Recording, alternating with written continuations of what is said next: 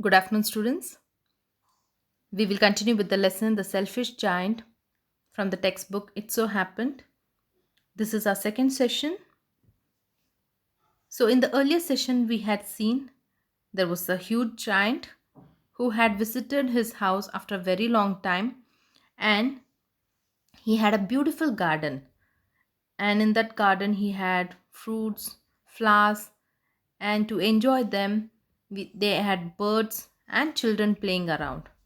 And all this situation was not known by this giant that children used to come to his garden and play over there.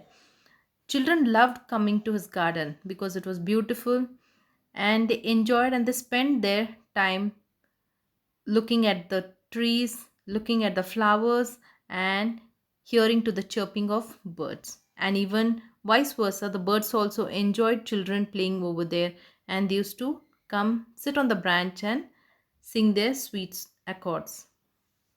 But when Giant comes to know about the children playing in the garden, he was quite furious, and he was not happy with the thought that children are enjoying there, and he also felt that the garden may be spoiled or may be destroyed because of these children.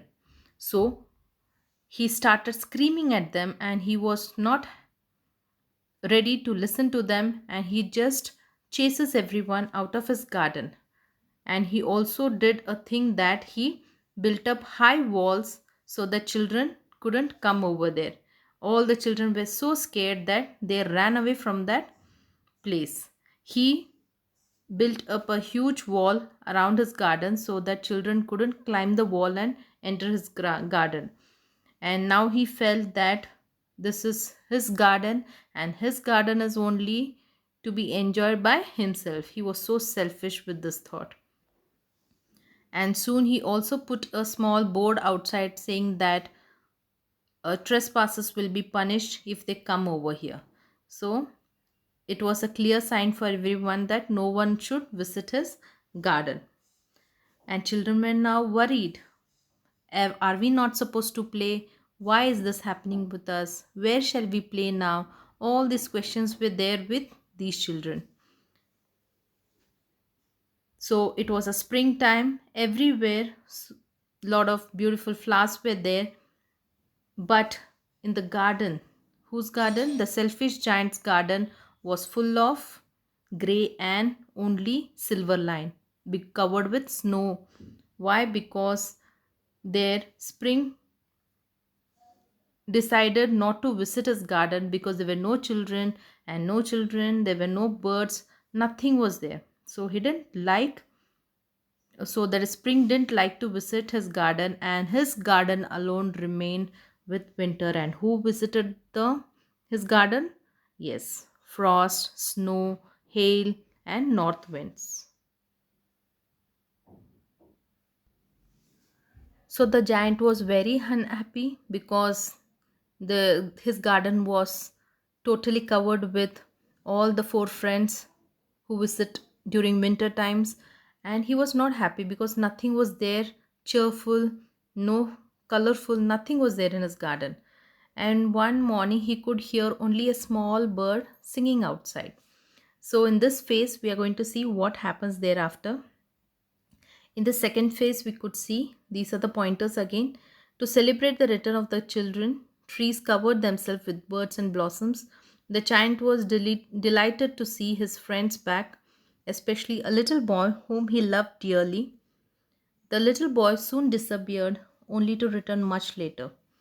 Now, in this phase, we are going to see a special mention about a little boy. Who was he and how he had changed the giant's mind? He saw a most wonderful sight. Through a little hole in the wall, the children had crept in, and they were sitting in the branches of the trees. In every tree that he could see, there was a little child, and the trees were so glad to have the children back again that they had covered themselves with blossoms and were waving their arms gently. So, this was a sight like he was surprised to see. As soon as the children are found on each and every branch, all the trees have covered themselves with leaves, and immediately we could see some birds chirping here and there.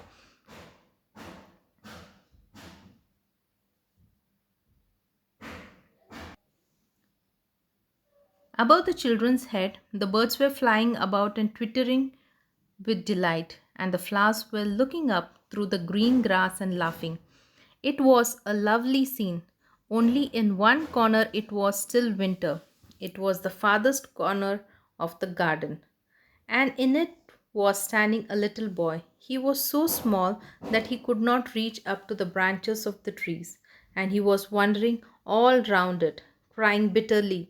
The poor tree was still covered with frost and snow, and the north wind was blowing, roaring above it.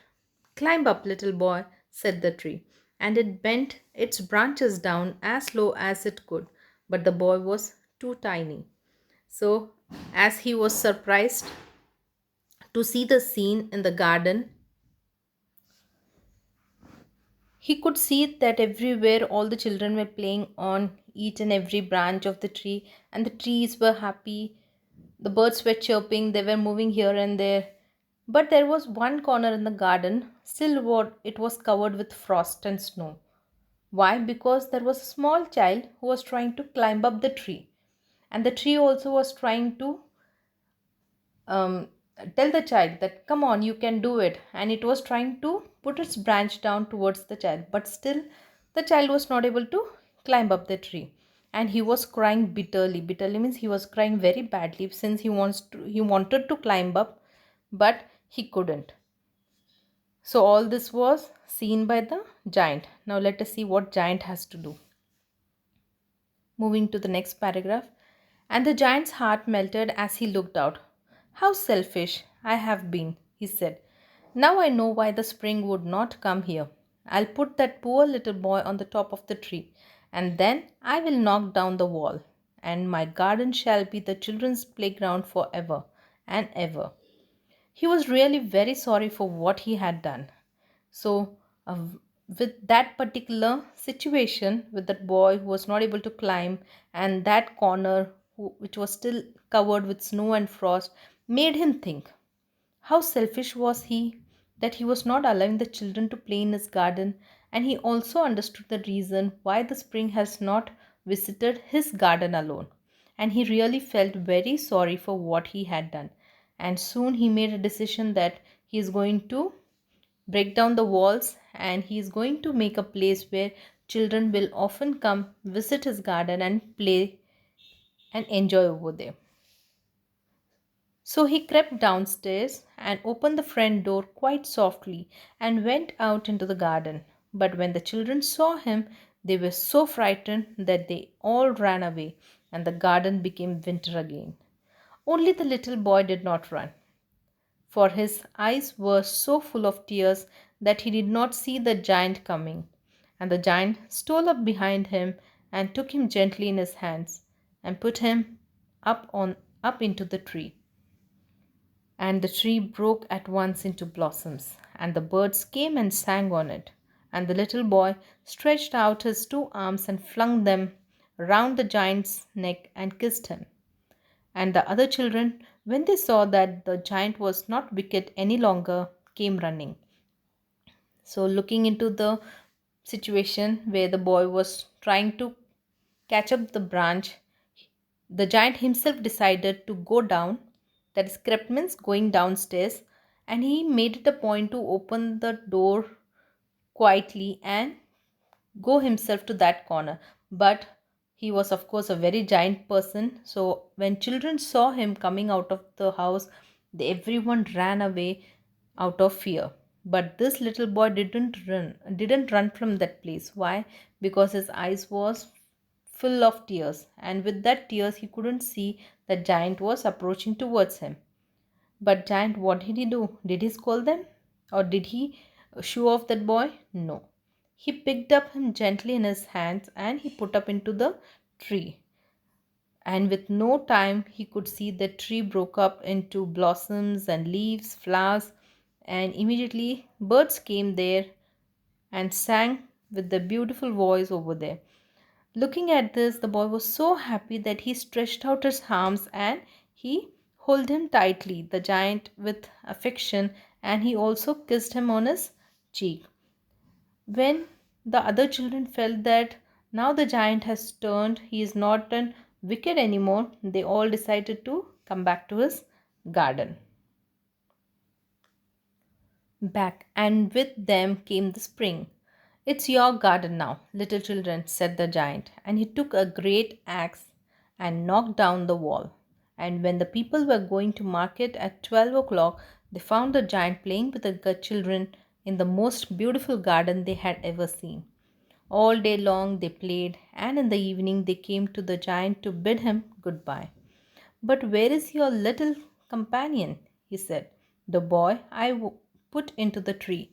The giant loved him the best because he had kissed him.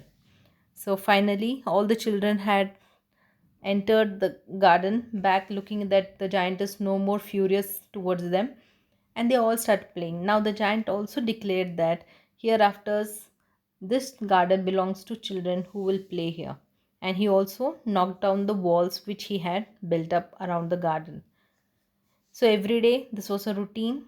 The children used to come play over there, and they used to bid goodbye to the giant in the evening and go back to their home. But Giant always tried looking for the little boy whom he had picked and put up on the branch because he was not seen later. So he also asked the children about him. To this, the children replied, "We don't know," answered the children. "He has gone away. You must tell him to be sure and come tomorrow," said the giant. But the children said that they did not know where he lived and he had never seen him before, and the giant felt very sad. Every afternoon, when school was over, the children came and played with the giant. But the little boy whom the giant loved was never seen again. The giant was very kind to all the children, yet he longed for his little friend and often spoke to him. "How I would like to see him," he used to say. So every day the days passed by when the children used to come after the school hours. They used to play in the garden, they used to bid goodbye to the giant, and they used to leave home. But the little boy was never seen the day when he had been in the garden. But he was never seen, and the giant was expecting him every day. But alas, he couldn't see him. Years went by, and the giant grew very old and feeble. Feeble means weak.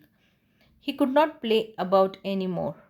So he sat in a huge armchair and watched the children at their games and admired his garden. "I have many beautiful flowers," he said, "but the children are the most beautiful flowers. Sorry, children are the most beautiful flowers of all." One winter morning, he looked out of his window as he was dressing. He did not hate the winter now, for he knew that it was merely the spring asleep and that the flowers were rusting. Suddenly, he rubbed his eyes in wonder and looked and looked. It certainly was a marvelous sight. In the farthest corner of the garden was a tree quite covered with lovely white blossoms.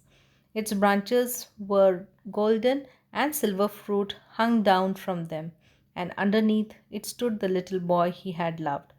So the years passed on as the giant was waiting for the little boy, but he never came up. And one fine day, when he was just getting dressed up, outside the window he could see a beautiful sight.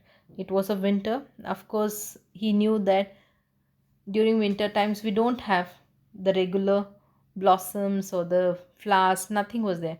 But at one corner of his garden, a tree was beautifully blossomed. It was a marvelous sight because it had white blossoms, its branches were golden, and silver fruits were hung over there.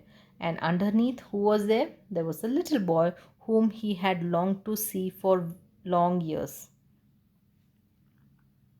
Downstairs ran the giant in great joy, and out into the garden he hastened across the grass and came near to the child.